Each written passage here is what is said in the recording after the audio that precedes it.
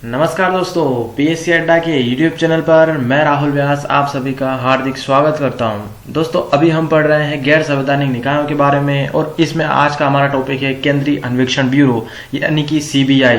तो दोस्तों, यहाँ पर हम जानेंगे किस प्रकार सीबीआई की हिस्ट्री रही है, किस प्रकार से वो अस्तित्व में आया, क्या उसका कार्य है, और यहाँ पर हम बहुत कुछ जानेंगे आज के वीडियो में। तो दोस्तों, स्टार्ट करते हैं और जानते हैं सीबीआई के बारे में। तो घर पे रहिए, सुरक्षित रहिए, अपनी तैयारी जारी रखिए पीएससी अड्डा के साथ। और आपकी तैयारी के लिए मोटिवेशनल थॉट है कि किस्मत जो है मौका देती है, परंतु मेहनत जो आप करते हैं वो चौंका देती है। यानी कि आपको जो मौका मिलता है इस एग्जाम की तैयारी करने का लिए, जो भी आप कंपटीशन के विद्यार्थी होते हैं उनको किस्मत से ही ये मौका मिलता है कि वो अपने लिए जो है कुछ कर सकते हैं। तो ये किस्मत तो आपको दे रही है, परंतु अगर आप मेहनत करेंगे तो जो आपकी मेहनत होगी वो आपको चौंका देगी।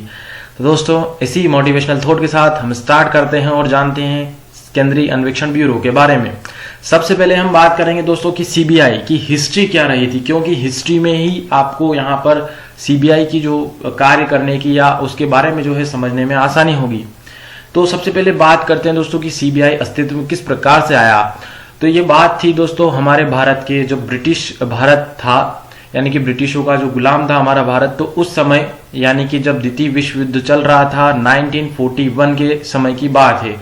तो जब 1941 में द्वितीय विश्व युद्ध चल रहा था तो उस समय जो हथियारों की खरीद बिक्री होती थी तो उस पर जो भ्रष्टाचार और घूसखोरी हो सकती थी, आयात निर्यात जो होते थे यानी कि जो हथियार मंगाए जाते थे, क्योंकि जो वॉर हो रही थी द्वितीय सेकेंड वर्ल्ड वॉर, तो वहां पर क्या हुआ कि जो हथियार आयात निर्यात हो रहे थे तो वहां पर वो भ्रष्टाचार और घूस के जैसी जो समस्या है वो बढ़ने लगी, जिसकी वजह से 1941 में जो द्वितीय विश्व युद्ध की हमने बात की है उस समय क्या हुआ कि जो ये समस्या बढ़ने लगी तो वहां पर एक विशेष पुलिस स्थापना जो बल है उसका गठन किया गया 1941 में।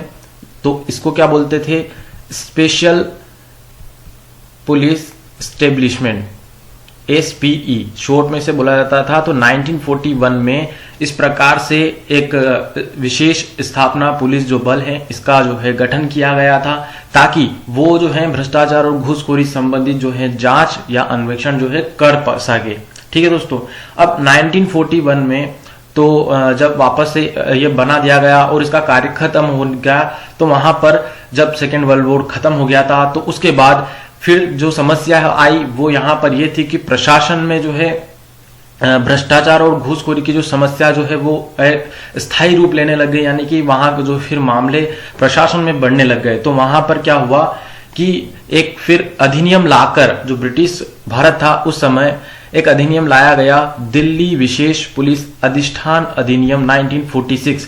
इस अधिनियम यानी एक्ट के तहत इसको एक आधिकारिक रूप से अलग से सीबीआई नहीं कहेंगे इसको हम, परंतु यहां पर यह बना दिया गया दिल्ली विशेष पुलिस अधिष्ठान के नाम से एक स्थापना इसकी कर दी गई 1946 में। अब यहां पर जब हमने बात की कि ये जब एसपीई था 1941 में, तो ये आता था दोस्तों युद्ध विभाग के अंतर्गत। तो जो दोस्तों जब ब्रिटिश भारत में जो हमारा युद्ध विभाग था उस समय 1941 में इसको युद्ध विभाग के अंडर में रखा गया था, परंतु जब इसे दिल्ली विशेष पुलिस अधिष्ठान अधिनियम 1946 के तहत गठित कर दिया गया तो ये एक इसे ट्रांसफर कर दिया गया गृह विभाग के तहत। ठीक है दोस्तों, यहां पर आपको ये समझ में आया होगा कि इसका नाम जो है 1946 में दिल्ली विशेष पुलिस अधिष्ठान था। ठीक है, अब दोस्तों जब 1946 में इसे बना दिया गया तो हमने देखा यहाँ पर कि हम उस समय आजाद नहीं हुए थे। अब धीरे धीरे जब हम आजाद भी हो गए, हमारा संविधान भी लागू हो गया, तो यहाँ पर क्या हुआ कि इसे कोई अलग से हमारी संसद द्वारा एक्ट के तहत नहीं बनाया गया, न ही सीबीआई का गठन किया गया। जब हमने देखा था कि सीबीसी से संबंधित एक कमेटी बनाई गई थी, भ्रष्टाचार निवारण कमेटी। ठीक है दोस्तों, भ्रष्टाचार निवारण कमेटी की अध्यक्षता किसने की थी, के संतानम। तो जो के संतानम की अध्यक्षता में भ्रष्टाचार निवारण कमेटी की गठित की थी 1962 में, तो उसने अपनी सिफारिशें दी थी और उसमें सीबीसी के प्रावधान की भी एक जो है सिफारिश की थी और उसी के साथ एक सीबीआई की भी जो है सिफारिश यहाँ पर सरकार से की थी। तो हमने सीबीसी के बारे में ऑलरेडी देखा है, तो वहां पर भी सीबीआई का हमने जो है पॉइंट देखा था कि वो जो है सीबीआई का अधीक्षण कर सकती है, सीबीसी को ये पावर दी गई है। और किसी भ्रष्टाचार निवारण कमेटी जो थी के संथानम की, इसने यहाँ पर सीबीआई की भी एक सिफारिश की थी सरकार से। तो इन्हीं की सिफारिश के बाद जो भारत सरकार है उन्होंने 1 अप्रैल 1963 को एक संकल्प पारित कर केंद्रीय अन्वेषण ब्यूरो का गठन किया। ठीक है दोस्तों, यानी कि 1 अप्रैल 1963 इसकी तारीख है। कभी भी अगर इसके गठन की जो है तारीख पूछी जाए आपसे कि सीबीआई कब गठित हुआ, तो उसकी तारीख है 1 अप्रैल 1963, क्योंकि यहां पर संकल्प पारित करके इसको बना तो दिया गया, परंतु ये कोई नई संस्था नहीं थी दोस्तों। जो यहां पर हमारा पहले से जब आजाद नहीं हुए थे उससे पहले जो अधिनियम बन के लाकर जो है संस्था बनाई गई थी, दिल्ली विशेष पुलिस अधिष्ठान, इसी को नाम बदलकर जो है अब कर दिया गया था 1963 में इस संकल्प के द्वारा केंद्रीय अन्वेषण ब्यूरो यानी कि सीबीआई। तो यहां पर क्या कर दिया गया कि अब जो हमारे केंद्रीय कर्मचारी होते हैं या फिर जो है केंद्रीय स्तर पर जो भ्रष्टाचार हो रहा था, वहां पर जो ये समस्या बढ़ रही थी घूसखोरी की, तो इसकी जांच करने के लिए सीबीआई का गठन इस प्रकार से होता है कि दिल्ली विशेष पुलिस अधिष्ठान जो थी इसको ही कन्वर्ट करके क्या कर दिया गया, केंद्रीय अन्वेषण ब्यूरो बना दिया गया। अब चूंकि यहां पर हम पढ़ रहे हैं गैर संवैधानिक निकायों के बारे में, तो जब हमने सीबीआई की चर्चा कर रहे हैं तो दोस्तों जो सीबीआई है ये क्या है, न तो संवैधानिक न ही ये वैधानिक संस्था है। यानी कि संवैधानिक तो इसलिए नहीं क्योंकि यहां पर संविधान का कोई वर्णन नहीं है, और वैधानिक भी दोस्तों ये इस प्रकार से नहीं है कि यहां पर न तो किसी जो है हमारी जो संसद थी उसने कोई कानून लाकर इससे बना दिया गया, न ही जो है ये किसी प्रकार से कोई गठित संस्था है। सिर्फ यहाँ पर जो भारत सरकार थी उन्होंने एक संकल्प पारित करके जो दिल्ली विशेष पुलिस अधिष्ठान थी उसको कन्वर्ट करके क्या कर दिया, सीबीआई कर दिया गया। अब चूंकि हम उसकी जो जड़ तलाशे तो वहां पर आपको दिखेगा कि ये जो संस्था बनाई गई थी दिल्ली विशेष पुलिस अधिष्ठान, तो इसको जो है इस अधिनियम 1946 के तहत ही जो है अधिकार जो है पावर जो है इसको इस अधिनियम के तहत मिलती है। यानी कि जो ये अधिनियम बनाया गया था इसको इसके तहत ही जो है इसे पावर मिल रहे हैं और इसी के तहत जो ये संचालित हुए। परंतु जो है अब वर्तमान में ये सीबीआई जो है हमारी भारत की प्रमुख जो है जांच एजेंसी है, अन्वेषण एजेंसी है, और यह जो है हमारे वैश्विक रूप से जब इंटरपोल की बात आती है तो वहां पर हमारे भारत के लिए ये एक नोडल एजेंसी के रूप में कार्य करती है। यानी कि वैश्विक रूप में जो इंटरपोल कार्य करता है वहां पर अगर भारत से उसे कनेक्ट करना है तो वहां पर कौन करेगी, तो सीबीआई कनेक्ट करती है। और यहाँ पर जो है सीबीआई जो है प्रमुख भारत की अन्वेषण एजेंसी है, ये भी आपको पता ही होगा, आपने सुना ही होगा। तो यह तो रही दोस्तों इसकी हिस्ट्री की बात कि किस प्रकार से गठित हुई। यहाँ पर के संथानम जो है कमेटी है उन्होंने सिफारिश की, भारत सरकार जो है थी संकल्प लाकर जो है उन्होंने यहाँ पर गठित कर दिया उसका नाम चेंज करके। तो ये तो आपको समझ में आ गया, और न तो ये वैधानिक संस्था है न जो है यहाँ पर ये संवैधानिक संस्था है, ये भी आपको अच्छे से समझ में आ गया। अब दोस्तों हम देखते हैं इसके बारे में कि ये क्या क्या जो है कार्य कर सकती थी। जैसा कि मैंने बताया कि 1946 में इसका गठन हुआ था दिल्ली विशेष पुलिस अधिष्ठान के नाम से। अब चूंकि आरंभ में ये बनी थी तो केंद्र सरकार जो थी उसके द्वारा केवल उन्हीं अपराधों को अधिसूचित जो है किया गया जिनका संबंध क्या था, केंद्र सरकार के कर्मचारियों द्वारा किए गए भ्रष्टाचार से था, है ना। तो यानी कि दोस्तों जो केंद्रीय कर्मचारी होते थे उनके द्वारा जो भ्रष्टाचार किया जाता था तब तक वहां इनकी जो है एक लिमिटेशंस थी।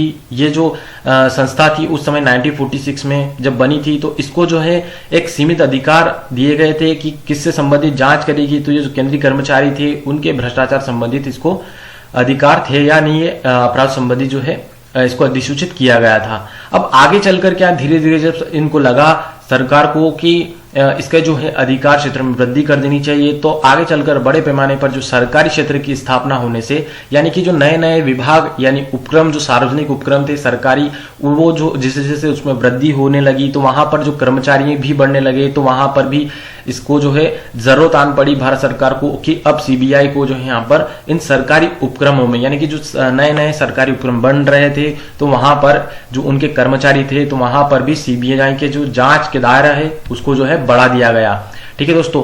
तो इसी प्रकार जब 1969 में बैंकों का राष्ट्रीयकरण होने पर सरकारी क्षेत्र के बैंकों और उनके कर्मचारी भी सीबीआई के जांच के दायरे में आ गए। यानी कि आप देखेंगे दोस्तों 1946 में जिसका दायरा यानी कि जो दिल्ली विशेष पुलिस अधिष्ठान था उस समय, तो उसका जो जांच का दायरा था वो एक सीमित दायरा था, यानी कि जो केंद्रीय कर्मचारी थे, और उस समय जो सरकारी उपक्रम थे यानी कि जो सरकारी संस्थाएं थी वो भी कम थी, तो कर्मचारी भी कम थे, उसका दायरा भी सीमित था। फिर जैसे जैसे वो बढ़ने लगे और 1969 तक आप देखेंगे तो जो बैंकों का राष्ट्रीयकरण भी हो गया, तो वहां भी उसको जो है जांच का अधिकार जो है इसमें दे दिया गया।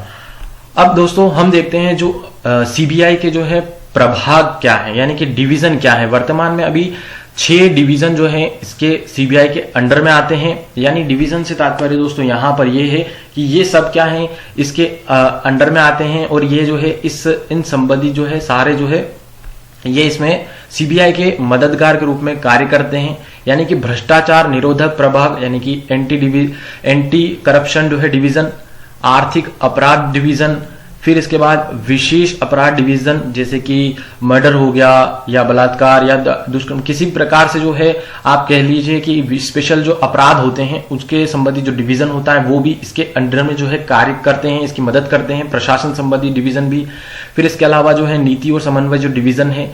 तो इस प्रकार से दोस्तों यहां पर देखेंगे कि जो 6 डिवीजन है, केंद्रीय आपराधिक विज्ञान प्रयोगशाला यानी कि सेंट्रल जो होता है, इसमें रिसर्च साइंस जो लेबोरेटरी है वो भी इसके अंडर में आती हैं। तो यहां पर आप देखेंगे कि दोस्तों जो ये 6 डिवीजन है ये अभी वर्तमान में इसके लिए कार्य के रूप में कार्य भी करते हैं, यानी कि इसकी मदद करते हैं एज अ डिवीजन के रूप में। अब दोस्तों हम देखते हैं यहाँ पर सीबीआई का गठन किस प्रकार होता है, यानी कि इसकी संरचना में क्या होता है। तो सबसे पहले सीबीआई का जो प्रमुख होता है यानी कि सर्वोच्च इसका अधिकारी जो इसको रेगुलेट करने का कार्य भी करता है, और निदेशक इसको कहते हैं। यानी कि इसका जो सीबीआई का प्रमुख होता है उसको क्या कहते हैं, निदेशक कहते हैं। अब निदेशक जो होता है दोस्तों, अभी वर्तमान में कौन निदेशक है सीबीआई के वो आपको पता होना चाहिए कि जो निदेशक है वो कौन है। तो दोस्तों यहाँ पर है ऋषि कुमार शुक्ला। ये चीज आपको याद होना चाहिए कि जो निदेशक है वर्तमान में वो कौन है, ऋषि कुमार शुक्ला। और उसके सहयोग के लिए विशेष निदेशक होते हैं, स्पेशल डायरेक्टर होते हैं, तथा अतिरिक्त निदेशक स्पेशल जो है और एडिशनल डायरेक्टर होते हैं। इसके अतिरिक्त जो अनेक संयुक्त निदेशक होते हैं, ज्वाइंट डायरेक्टर होते हैं, उप महानिरीक्षक यानी कि डीआईजी होते हैं, पुलिस अधीक्षक यानी एसपी, तथा पुलिस के जो अन्य रैंक के अधिकारी होते हैं एसपी से ऊपर के लेवल के। इस प्रकार से दोस्तों इसके वो जो सहयोग के लिए यानी कि जो डायरेक्टर होंगे उनके सहयोग के लिए अलग अलग जो है शाखा होती है। अब दोस्तों यहाँ पर बात आती है कि इसका जो स्टाफ है वो कितना बड़ा है, आप किस प्रकार से सीबीआई के जांच की अंदाजा लगा सकते हैं। तो दोस्तों अभी वर्तमान में लगभग जो है सीबीआई के जो स्टाफ कर्मचारी हैं वो लगभग 5000 का इनका स्टाफ है। और जैसा कि हमने देखा कि ये भी कार्य लगभग स्टार्टिंग में इसका कार्य क्या था, भ्रष्टाचार और घूसखोरी से संबंधित कार्य करना। तो वहां पर क्या है, जब हम सीबीसी हमने देखा तो वो बना था 1964 में, और वो भ्रष्टाचार की जांच के लिए स्पेशली बनाया गया था। तो वहां पर और यहाँ पर आपको थोड़ा सा जो है इसमें अंतर समझना होगा कि दोनों में क्या डिफरेंस है। तो यहां पर आप देखेंगे तो इसका जो जांच दल है वो काफी विस्तृत है, लगभग 5000 का स्टाफ है, जबकि आप देखेंगे जो सीबीसी का स्टाफ है वो लगभग 300 कर्मचारी के आसपास का है। तो यहां पर आप इसका अंदाजा लगा सकते हैं कि उनका जांच अलग भी है, दल जो है वो भी अलग है और यहां पर भी अलग है, परंतु इसका जो क्षेत्र है वो ज्यादा विस्तृत है, जबकि वहां पर वो कहीं ना कहीं। और वहां पर आप देखेंगे कि जो सीबीसी है उसको ये पावर दी गई है कि वो सीबीआई का अधीक्षण कर सकता है, और जरूरत पड़ने पर जो भ्रष्टाचार से संबंधित है सीबीआई को जो है उसकी सहयोग भी वो ले सकता है। इस प्रकार से सीबीआई सीबीसी के लिए भी कार्य कर सकती है जब भ्रष्टाचार की बात आती है। परंतु अब जो है सीबीआई का जो है जब 1963 में इसको बना दिया गया तो सीबीआई के जो है कार्य बहुत ज्यादा विस्तृत भी हो गए हैं। तो वो भी हम देखेंगे कि सीबीआई के कार्य वास्तव में अभी वर्तमान में क्या क्या है। तो यहाँ पर आपको थोड़ा सा डिफरेंस आपको समझना होगा कि जो सीबीआई होता है वो और सीबीसी में क्या क्या थोड़ा सा डिफरेंस है, वो आप समझिए कि जो सीबीसी है वो हमने देखा था वहां पे कि सीबीसी जो है उसको एक अधिनियम के तहत जो है बना दिया गया, और यहाँ पर आप देखेंगे तो सीबीआई जो है इसके लिए अभी हमारी संसद ने कोई विशेष अधिनियम नहीं लाया गया, जो उस समय से चला आ रहा था उसी एक्ट के तहत इसको पावर दी गई है। ये कोई सांविधिक संस्था नहीं है और या ना ही कोई संवैधानिक संस्था, जबकि वो जो है कानून के तहत लाई गई है सीबीसी, तो इसलिए वो एक सांविधिक संस्था है। तो इस प्रकार से आपको सीबीआई और सीबीसी दोनों का जो है दायरा का थोड़ा अनुमान होना चाहिए। ठीक है दोस्तों। और यहाँ पर हमने देखा कि सीबीआई का जो गठन है उसमें सबसे प्रमुख जो है वो कौन होता है, तो निदेशक होता है। अभी वर्तमान में कौन है वो, और इसके सहयोग के लिए अलग अलग जो है इनके सहायती होते हैं। और जब देखें कि सीबीआई के निदेशक जो होते हैं पुलिस उप महानिरीक्षक के रूप में दिल्ली विशेष पुलिस स्थापना के संगठन के प्रशासन के प्रति उत्तरदायी होते हैं। इसके अलावा जो है केंद्रीय सतर्कता आयोग अधिनियम 2003 के लागू हो जाने से दिल्ली विशेष पुलिस स्थापना का जो अधीक्षण है वो भ्रष्टाचार निरोधक अधिनियम 1988 के अंतर्गत केंद्रीय सतर्कता आयोग के पास चला गया। ये हमने वहां पर भी देखा कि जो 2003 में अधिनियम बना था सीबीसी का, इसके जब लागू हो जाने से क्या हुआ कि ये जो दिल्ली विशेष पुलिस स्थापना हमने देखा है 1946, तो इसका जो अधीक्षण का कार्य है वो सीबीसी के पास है। ठीक है, यानी कि वो अधीक्षण कर सकती हैं, उससे संबंधित सीबीआई का जो है कार्यों को देख सकती है कि क्या सीबीआई जो है जांच कर रही है, उस पर जो है कुछ प्रकार से एक्शन जो है, एक्शन तो नहीं कहेंगे हम, परंतु वहां पर जो है वो नजर रख सकती है। इस प्रकार से सीबीसी आयोग के पास है। ठीक है दोस्तों, यहाँ पर सीबीआई की थोड़ी सी आप भूमिका को समझिए। अब यहाँ पर देखते हैं दोस्तों हम कि सीबीआई जो है निदेशक हो उसको केंद्रीय सतर्कता आयोग अधिनियम 2003 के तहत 2 वर्ष के कार्यकाल की सुरक्षा प्रदान की गई। यानी कि इस अधिनियम के तहत जो सीबीआई का निदेशक होगा उसको मिनिमम जो है 2 वर्ष तक जो है अपने पद पर रखना होगा। ये यहाँ पर प्रावधान है कि 2 वर्ष तक तो मिनिमम उसको अपने पद पर बनाए रखना होगा, और उससे अधिक चाहे कितनी भी समय तक रख सकते हैं, परंतु मिनिमम तो 2 वर्ष रखना ही होगा। केंद्रीय सतर्कता आयोग अधिनियम में सीबीआई में पुलिस अधीक्षक तथा ऊपर की रैंक के अन्य अधिकारियों के चयन के लिए एक तंत्र मुहैया कराया गया है। यानी कि सीबीसी अधिनियम जो एक्ट था उसमें सीबीआई में जो एसपी होंगे या उससे ऊपर के जितने भी अन्य अधिकारी होते हैं उनके लिए सिलेक्ट करने के लिए एक तंत्र मुहैया कराया गया था। परंतु अब दोस्तों यहाँ पर क्या है कि हम जब नियुक्ति की बात करें कि अभी वर्तमान में नियुक्ति किस प्रकार से होती है, तो यहाँ पर अभी 2014 में जो लोकपाल अधिनियम लाया गया था उसमें जो है यहाँ पर निदेशक की नियुक्ति के लिए चेंज कर दिया गया। परंतु जो हम पहले देखें कि जब स्टार्टिंग में सीबीआई के निदेशक को नियुक्त करते थे तो वहां पर किस प्रकार से नियुक्त होते थे निदेशक, उसके बारे में थोड़ा सा आपको विवरण बता देता हूं कि जब स्टार्टिंग में जब बना था तो सीबीआई के जो निदेशक की नियुक्ति है वो इस प्रकार से की जाती थी कि उसमें जो है केंद्रीय सतर्कता आयुक्त जो होते थे और उसके प्लस में जो है उसके उनके साथ जो है जैसे कि गृह सचिव हो गए और अन्य सचिव जो होते हैं वो मिलकर जो है एक कमेटी होती थी, उसकी सिफारिश के बाद जो है उनको नियुक्त कर सकते थे। परंतु अब जबकि चूंकि अभी ये 2014 में चेंज हो गया है तो यहाँ पर अभी वर्तमान में क्या परिस्थिति है निदेशक को नियुक्त करने की वो हम समझेंगे।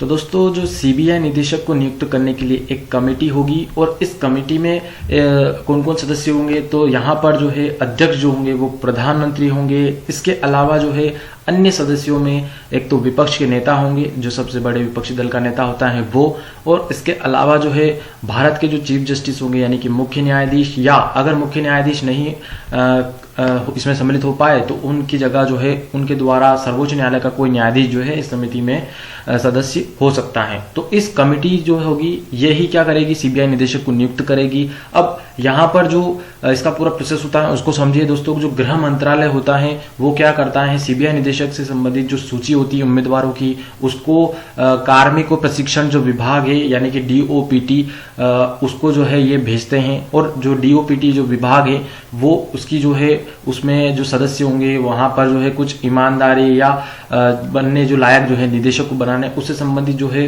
उनमें छटनी करते हैं और एक सूची तैयार करते हैं। वो जो लिस्ट होगी उसको जो डीओपीटी विभाग है कार्मिक प्रशिक्षण विभाग वो क्या करते हैं इस कमेटी को भेजते हैं, जो ये कमेटी हमने देखी अभी, और ये कमेटी फिर जो है उनमें से एक व्यक्ति को सीबीआई निदेशक के रूप में नियुक्त कर देती है। तो इस प्रकार से सीबीआई निदेशक की नियुक्ति होती है। तो दोस्तों आपको ये पता होना चाहिए कि जो सीबीआई होता है यानी कि केंद्रीय अन्वेषण ब्यूरो वो कार्मिक और प्रशिक्षण विभाग जो है हमारा डीओपीटी उसी के अधीन जो है आता है, और जो डीओपीटी है ये भी किसके अधीन में कार्य करता है, तो वो पीएमओ के अंडर में कार्य करता है। तो दोस्तों इस प्रकार से जो सीबीआई के गठन संबंधित और सीबीआई निदेशक की नियुक्ति वो हम देख चुके हैं। अब देखते हैं दोस्तों हम सीबीआई का कार्य क्या है, क्योंकि इसको स्टार्टिंग में भ्रष्टाचार और घूसखोरी संबंधित मामले जो थे उसकी जांच के लिए इसको बनाया गया था। अब यहाँ पर दोस्तों आपको समझने के लिए एक तो यहाँ पर प्रमुख ये है कि जैसा कि मैंने बताया कि सीबीआई है वो प्रमुख अपनी जो भारत की है प्रमुख जांच एजेंसी है, और यहाँ पर आप इसको कंपेरिजन करने के लिए जो अमेरिका की एफबीआई है वहां पर उसको कंपैरिजन कर सकते। जिस प्रकार यूएसए में एफबीआई कार्य करती है, उसी प्रकार से सीबीआई भारत के लिए कार्य करती है। और इंटरपोल का जो भारत के लिए इंटरपोल के लिए जो मीडिएटर के रूप में यानी नोडल एजेंसी के रूप में जो है कार्य करने के लिए भी सीबीआई प्रमुख होती है यहाँ पर। ठीक है दोस्तों, तो यहाँ पर तो ये मैंने आपको थोड़ी बहुत जानकारी दी है। बाकी इसके कार्य जो है हम स्पेशली अलग अलग से रूप में देख लेते हैं कि केंद्र सरकार जो होते हैं उसके कर्मचारियों के भ्रष्टाचार, घूसखोरी तथा दुराचार जो है आदि मामलों का ये जांच करती है। यानी कि अगर जितने भी सेंट्रल गवर्नमेंट के जो कर्मचारी होंगे, जितने भी ABCD वर्ग जितने भी हैं सेंट्रल गवर्नमेंट के, उनके जो है भ्रष्टाचार संबंधित, घूसखोरी और दुराचार संबंधित मामलों की ये जांच करते हैं।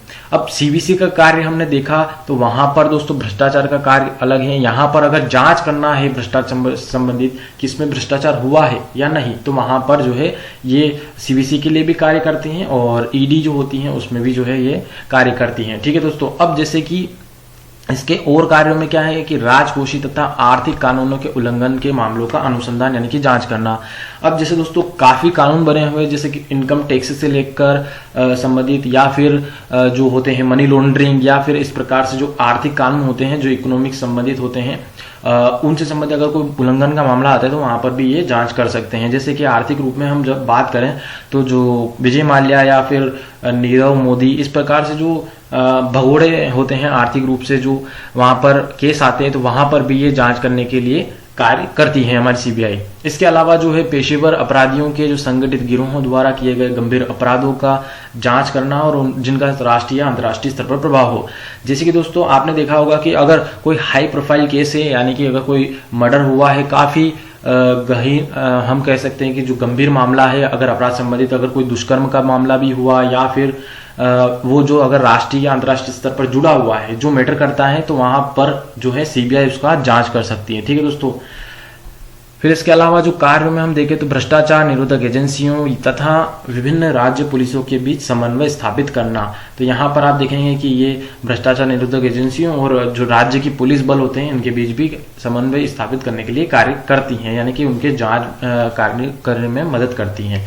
इसके अलावा राज्य सरकार के अनुरोध पर किसी सार्वजनिक महत्व के मामले को अनुसंधान के लिए हाथ में ये ले लेती है। अगर कोई राज्य की सरकार इनसे कहती है सीबीआई को कि आप जो है ये हमारा सार्वजनिक महत्व का मामला है, यहाँ इंपोर्टेंट रखता है, तो आप इसकी जांच जो है अपने हाथ में ले, यानी कि सीबीआई को वो कार्य करने की जो है मतलब बोलती है राज्य सरकार जो भी होगी। ठीक है दोस्तों, तो वहां पर सीबीआई जो उसका भी कार्य यहाँ पर ले सकती है। इसके बाद अपराध से संबंधित आंकड़ों का अनुरक्षण तथा आपराधिक जो है सूचनाओं का प्रसार।